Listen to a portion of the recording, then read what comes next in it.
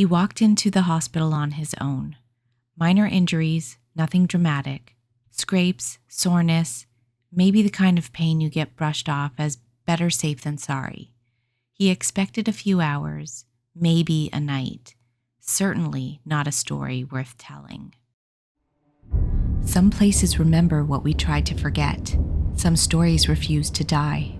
This is Into the Unknown, where I explore haunted history, real-life monsters, conspiracies, and the unexplained. Are you ready to step into the darkness? I'm your host, Diggs, and if you're intrigued by the unexplained, the paranormal, and the strange and unusual, subscribe and step into the unknown. Tonight on Into the Unknown, we examine a story that begins with a routine hospital visit and ends with a man waking up when he was never meant to. The hospital lights were bright, clinical, reassuring.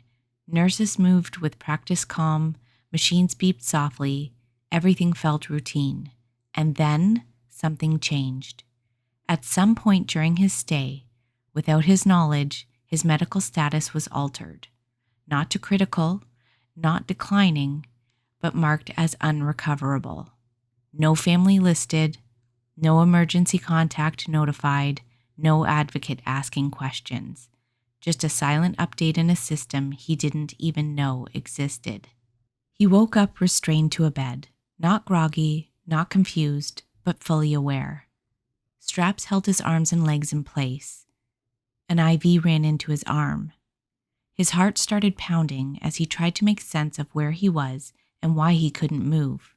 He tried to speak, his voice barely carried. That's when he heard them. Footsteps, voices, calm and conversational. Not urgent, not emotional, and then a sentence that froze him in place. No family, we start tonight. There was no explanation, no warning, just certainty. Panic set in, his body reacted before his mind caught up. He tore the IV from his arm. Pain flared, but adrenaline drowned it out. He fought the restraints, forcing himself free, stumbling out of the bed. He wasn't supposed to be awake. He wasn't supposed to hear that. Running barefoot in a hospital gown, he searched for an exit, anywhere to hide. That's when he saw it. A vent, large enough, loose enough. He climbed in. Inside the ventilation system, everything changed. The air was hot and stale. Metal scraped against his skin as he crawled through the darkness, guided only by instinct and fear. Every sound echoed, his breath, the creak of the ducts, the distant movement of people below who had no idea someone was above them. He didn't know where the vent would lead. He only knew he had to keep moving. Eventually, he found a way out, and then freedom. When police encountered him, the story sounded impossible. A man in a hospital gown, injured, disoriented, claiming he escaped through the walls, talking about being restrained, talking about people who plan to start tonight. Officers believed he was experiencing a mental breakdown, trauma, shock, delusion, until he added one detail. He told them where to look, and he told them there were others. That's when the investigation began. Authorities returned to the hospital, not to the public areas, not to the patient rooms, below. What they reportedly found changed everything.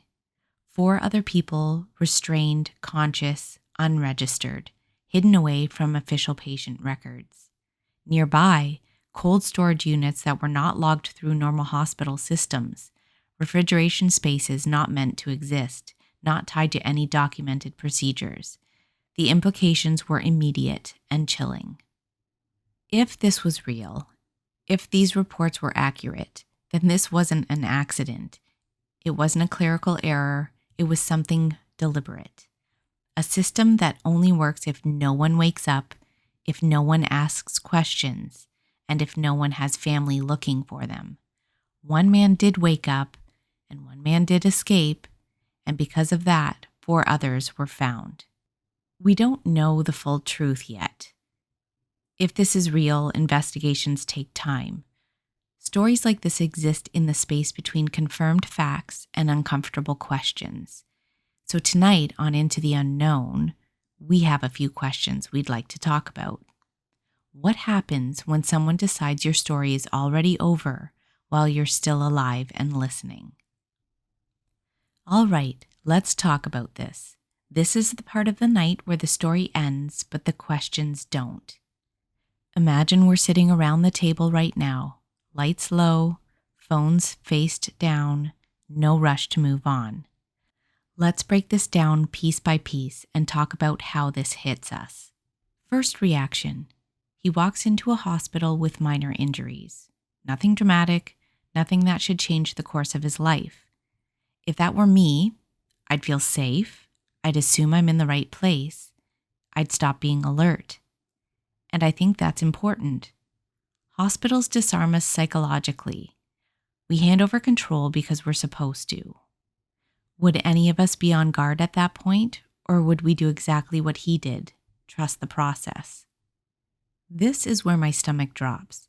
A status change like that doesn't feel human. It feels administrative, cold, quiet, final. If I imagine sitting at this table with you right now, I think we'd all ask the same question. How does that happen without explanation? No conversation, no family, no second voice in the room saying, wait. That's not fear yet. That's vulnerability. Now picture this part carefully. You wake up, you're conscious, you know where you are, but you can't move. No panic yet, just confusion. And then you hear people talking like you're not even there. That's when fear sets in, because awareness changes everything. If you're asleep, things can happen to you. If you're awake, things are happening around you, and you're listening. No family, we start tonight. Let's be honest, this is the line that doesn't leave your head, not because it's loud, but because it's casual. This sentence doesn't sound rushed. It doesn't sound emotional. It sounds cleared. If we were all sitting here together, I think we'd stop talking for a second after hearing that, because whatever it means, it's not good. Ripping out the IV, running barefoot, crawling through ventilation. When you hear it listed like that, it almost sounds dramatic, like something out of a movie. But when you slow it down, it's not dramatic at all. It's instinct. There's no plan here, no hero moment, no courage speech in his head. It's just a human being realizing something is wrong and reacting before fear can talk him out of it. And think about that IV for a second. That's pain, that's blood. That's a moment where your body says don't, but your mind says now. Then he's barefoot, cold floors, no idea where he's going, just movement. And when there's nowhere left to run, he climbs into ducts, into darkness, into places patients are never meant to be. That's not strength, that's awareness. And that's the part that keeps circling back in my head. He didn't escape because he was stronger than anyone else. He didn't escape because he had a better plan. He escaped because he was awake, because he heard that sentence, and because he realized he wasn't part of the conversation anymore. Awareness saved him, and that's a terrifying thought when you sit with it. Because if he had trusted the system just a little longer, if he had assumed someone knew what they were doing, if he had stayed quiet, stayed still, stayed compliant, this entire story ends differently. And the scariest part, he did everything we were taught not to do, and that's the only reason we're talking about this at all. Now let's talk about the moment that probably feels the most familiar to anyone listening. He gets out, he survives, he runs to the police, and they don't believe him. And before we get angry about that, let's be honest for a second. If we're being fair, that reaction makes sense. Picture it from the outside. A man shows up injured, wearing a hospital gown, clearly shaken. He starts talking about being restrained, crawling through vents, people planning to start tonight, and hidden rooms beneath the hospital. That doesn't sound like a crime report. It sounds like someone in crisis. So of course, the first thought is mental breakdown, shock, trauma, adrenaline, because law enforcement deals with that every day. And I think that's important to acknowledge, because this isn't about bad intentions, it's about human pattern matching. We all do it. We hear a story and we compare it to what we already know. And his story didn't match the script. But this is where it gets uncomfortable, because how many real stories don't match the script at first? How many times in history did the truth sound unbelievable right up until it wasn't? Think about it. If something truly abnormal is happening, shouldn't it sound abnormal when someone tries to explain it? The problem is, the more disturbing the story is, the easier it becomes to dismiss, because believing it means accepting that something is deeply wrong. So it's safer, emotionally, psychologically, to label it as a breakdown and move on. And that's the part that sticks with me. Not that they didn't believe him at first, but that this is exactly how something like this would be missed. Because the system isn't built to handle stories that fall outside of expectation. It's built to handle what's already seen before. Which raises a really uncomfortable question for us sitting here right now. If you ran to the police tonight with a story like this, would you be believed? Or would you only be taken seriously after someone else was found? This is the turning point.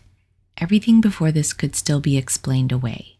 Fear, trauma, confusion, a man who's been through something intense and is struggling to process it. Up until this moment, it's still his story. And then he says it. There are others. And suddenly the room changes. Because that sentence does something very specific. It moves the story out of his head and into the real world. This is the moment where one person's fear becomes everyone's problem. He's no longer just talking about what happened to him. He's talking about people who are still there, people who can be found and who might still be alive. And once there are others, there's a place to look, a direction, a starting point. At that moment, it's no longer enough to say this man is confused, because confusion doesn't usually come with coordinates. That's the shift from dismissal to responsibility, from we don't believe you to we have to check. And that's when this stops being a mental health conversation and becomes an investigation. Because here's the thing, even if you're skeptical, even if you think there's only a small chance he's telling the truth, you can't ignore that chance anymore. Not when other lives might be involved. And what they reportedly find when they do investigate, that's what changes the weight of this entire story. Because once others are discovered, once there's evidence outside one person's testimony, this isn't just unsettling anymore. It's serious, it's real, and it forces a question that no one in the room wanted to ask at the start. What if he was telling the truth the whole time? 4 people. Just sit with that for a second. Not one misunderstanding, not one mistake. 4. Restrained, hidden, unregistered. And this is where the room really goes quiet, because up until now, there was still an escape hatch for disbelief. You could still say maybe he misread something, maybe fear filled the gaps, but 4 other people don't appear by accident. This is the moment where the story stops being about him entirely. Because now the question isn't did he imagine it? The question becomes how long had this been happening? How long were people being moved into places they weren't supposed to be? How long were records not matching reality? And how long did someone assume no one would notice? And then the other question creeps in, one that's harder to say out loud. Who else never got the chance to wake up? Because if there are 4 that were found, that number didn't start at 4. Systems like this don't appear overnight. They don't begin with confidence. They begin with opportunity. And that's the part that makes this so unsettling. These weren't people screaming for help in a hallway. They were quiet, controlled, out of sight, which means someone somewhere thought it was safe enough to do, hidden enough to continue, routine enough not to panic. And suddenly the story isn't about survival anymore. It's about absence. It's about people we don't see, the names we never hear, the moments where no one was awake to notice something was wrong. That's why this part hits differently, because 4 people being found doesn't bring relief. It brings a silence filled with questions no one wants answered. Now, before we go any further, we need to stop and be honest about something. This story, at least as it's circulating, has not been fully confirmed. Details are fragmented, accounts vary, Some pieces come from reports, others from retellings, and some from sources that are still unclear, and that matters. Because Into the Unknown isn't about declaring verdicts, it's about examining the edges, where certainty ends and questions begin. So no, this isn't me saying this absolutely happened exactly this way, but it's me saying that the story has opened a door we shouldn't rush to slam shut. Because whether this is ultimately proven, disproven, or explained, it gives us the opportunity to ask questions we rarely slow down enough to ask. What are the chances something like this could happen? Not in the dramatic movie version sense, but in small, overlooked ways, through paperwork, through assumptions, through trust in systems that are built by people. And if we're uncomfortable even asking that question, that discomfort might be the point. History has shown us that some of the most disturbing truths sounded impossible at first. They sounded exaggerated, unbelievable, like someone jumping to conclusions, until they weren't. So maybe this story isn't a warning about one specific place or event. Maybe it's a reminder that systems deserve oversight, that skepticism shouldn't automatically mean dismissal, that listening doesn't mean believing everything. It means being willing to look. Because the most dangerous phrase in stories like this is never, "This is impossible." It's, "This could never happen." What makes this story so unsettling isn't just what happened in that room, it's how quietly it happened. Hospitals are places we're taught to trust. White lights, clean sheets, reassuring words. But trust should never replace awareness. Because when systems grow tired, when protocols become routine, when questions stop being asked, that's when things slip through the cracks. This isn't about fear, it's about vigilance. It's about advocating for yourself and for the people who can't. It's about asking one more question, listening to that instinct that says something isn't right, and remembering that authority doesn't equal capability. Most patients wake up, most procedures go as planned, but most is never everyone. So stay aware, stay curious, stay present. Because sometimes the difference between recovery and tragedy isn't fate, it's attention. And in the unknown, vigilance may be the only thing that keeps us safe. Until next time here at Into the Unknown, a chair is always waiting for you if you choose to sit with those at the table.